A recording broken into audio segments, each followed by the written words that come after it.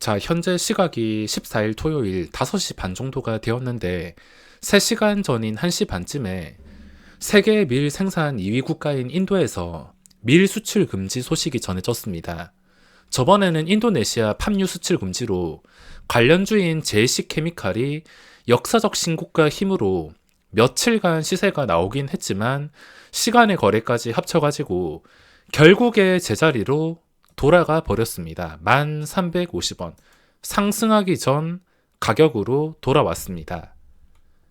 지금 밀 수출 금지 이슈로 인해서 곡물 관련주로 또 시선이 쏠릴 수가 있긴 하지만 지금 시장에서 대표적으로 관심을 받고 있는 게 한일사료, 팜스토리, 미래생명자원 등이 있겠지만 이미 시초가 자체가 선반영이 되어서 합리적이지 않게 시작이 될 수 있기 때문에 또 첫 출발하는 종목이 아니라서 누구나 아는 소식으로 함부로 따라 붙기는 어려울 것입니다. 장중에 뜬 것도 아니고 이미 시초가에 영향을 준다면 불리한 자리부터 시작하는 것이기에 굳이 다른 종목들 널린 거 놔두고 불리한 출발을 할 필요가 없습니다. 자, 금요일 밤에 나스닥이 4%까지 반등이 나왔는데 저번에도 제가 그어놨던 선이 이때 2월, 3월 이때 몇 주 정도는 지지선이 되었는데 결국에 이걸 깨버려서 그 다음 지지선까지 깨버렸습니다. 이번 지지선도 방어가 되어서 기술적 반등을 시도하고 있는데 나스닥이 예전처럼 강했던 시절로 돌아가서 다시 상승 추세로 되돌리기 위해서는 지금 이 어지러운 변동성부터 잡혀야 되는데 상승이든 하락이든 이 변동성 자체가 잡히지 않고 기본적으로 하루에 1, 2%씩 움직이고 있습니다. 만약에 황금선 아래에서 이런 변동이 지속이 된다면 지금 기술적 반등이 잠깐 나온다 하더라도 언제라도 다시 폭락이 나올 수 있다는 점을 알고 계셔야 됩니다. 나스닥은 무조건 지금 불안한 변동성부터 잡혀야 됩니다.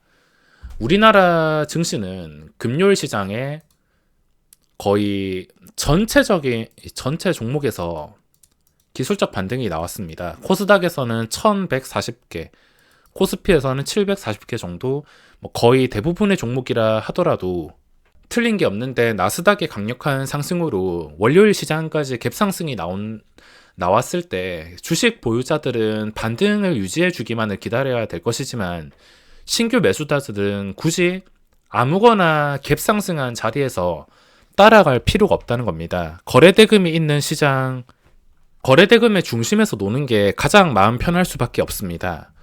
자, 그럼 현재 거래대금이 나오는 종목들 어떤 것들이 있고 어떤 시나리오가 있을지 분석해 보겠습니다.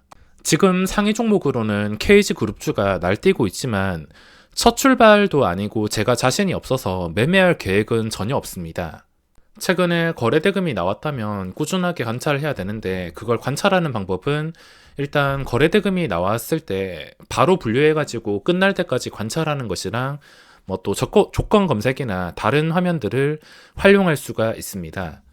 최근에 신고가와 함께 거래대금이 2천억이 나온 영풍재지는 시간의 거래 3%가 하락했는데 만약에 나스닥의 영향으로 갭상승이 혹시나 나오거나 보합에서 시작하게 된다면 곧바로 따라 붙기에는 어려울 것 같습니다. 제가 이전에 올려드린 매매 영상에서 영풍재지 초반에 바로 들어가는 것을 보여주긴 했는데 아니다 싶어서 바로 손절을 했습니다.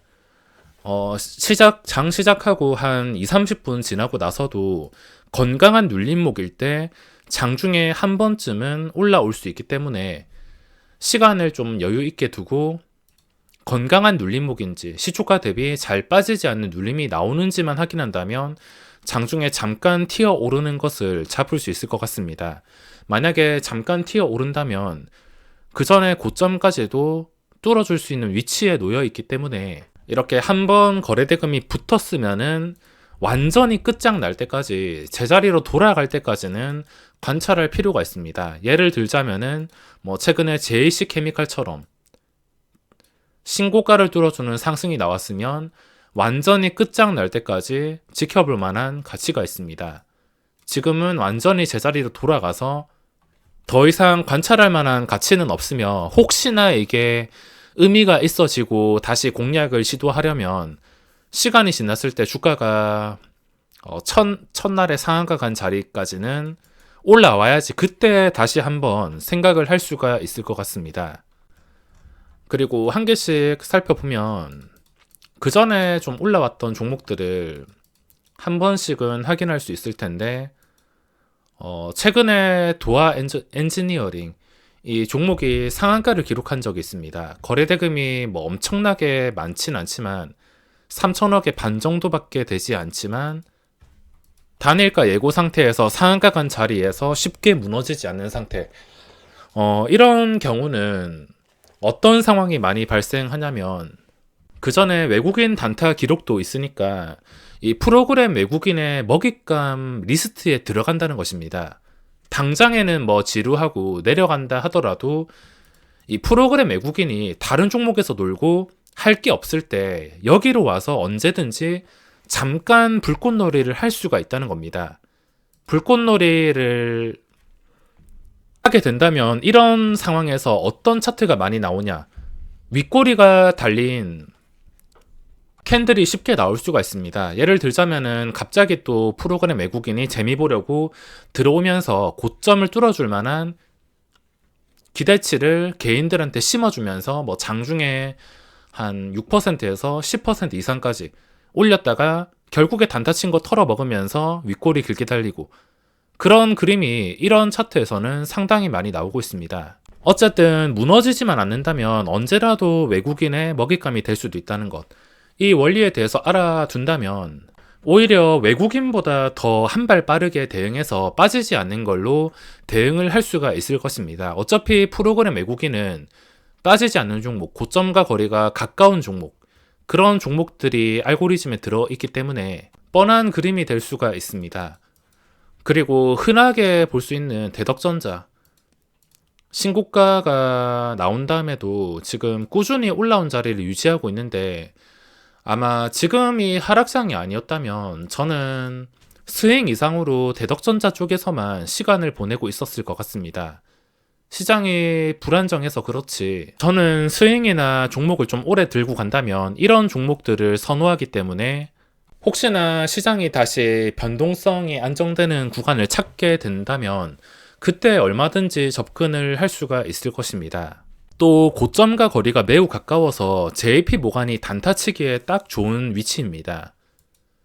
아비코 전자도 JP 모간이 대량 매수 들어오면서 신고가까지 끌어올렸는데 어차피 이런 종목들 번갈아 가면서 시세가 나오는 것이기에 시장이 완전히 대폭락하는 게 아닌 이상은 며칠 지났을 때 또 신고가를 잠깐 터치하는 상황이 나올 수가 있습니다.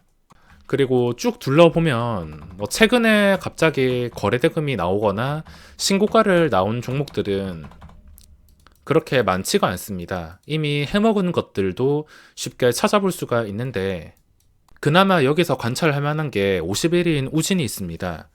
아직은 올라온 자리를 완전히 무너뜨리지 않고 최근에 거래대금이 5천억 원 나온 기록이 있기에 심하게만 빠지지 않는다면 언제 그랬냐는 듯 또 장대양봉이 한신기계와 좀 비슷한 느낌으로 나올 수가 있기에 관찰할 만한 가치가 있습니다. 대신에 한신기계는 몇 개월 정도 계속해서 1차, 2차, 3차, 4차 4차까지 시세가 나온 상태라서 더 이상 손을 댈 수는 없을 것 같습니다.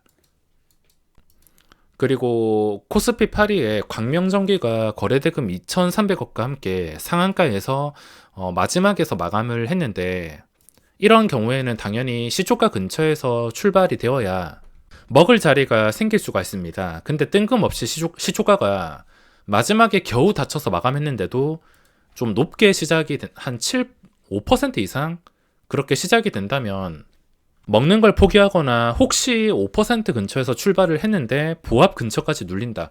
그러면 보합 근처에서 그 눌림목을 활용할 수가 있을 것입니다. 아무튼 합리적인 자리인 마지막에 닫혔으니까 시초가가 낮은 상태에 출발해서 잠깐 눌릴 때, 초반에 눌릴 때를 거래대금이 방어를 해주는 것을 통해서 공략을 할 수 있을 것 같습니다. 그리고 코스닥에서는 뭐 최근에 시세가 나왔던 것들 뻔한데 노터스 같은 경우에는 참 아쉽게 단일가 상태에서도 시간의 거래까지 합쳐서 거의 10%까지 상승이 나왔습니다. 제발 떨어지기만을 기다리고 있었는데 뭐 저번에 설명드린 거랑 똑같습니다. 평균 단가가 53,000원 이하인 사람들은 뭐 잠깐 눌린다 하더라도 아무런 대응할 필요 없이 충분히 버틸 만한 자리였고, 신규 진입자들은 추격 매수가 좀 어렵겠지만 혹시나 쉬어가는 구간이 나오게 된다면 저도 쉬어가는 구간에서 좀 공략을 하려고 기다렸는데 이렇게 쉬지도 않고 올라가 버렸으니까 울면서 포기를 해야 될 것 같습니다. 지수가 갑작스러운 상승으로 반등한다 하더라도 원래 보유자가 아니고 트레이딩 하시는 분들이라면, 또 현금 보유하신 분들이라면 지수 반등과 똑같이 수익을 내기 어려울 수도 있지만 절대 그걸 아쉬워할 필요가 없습니다.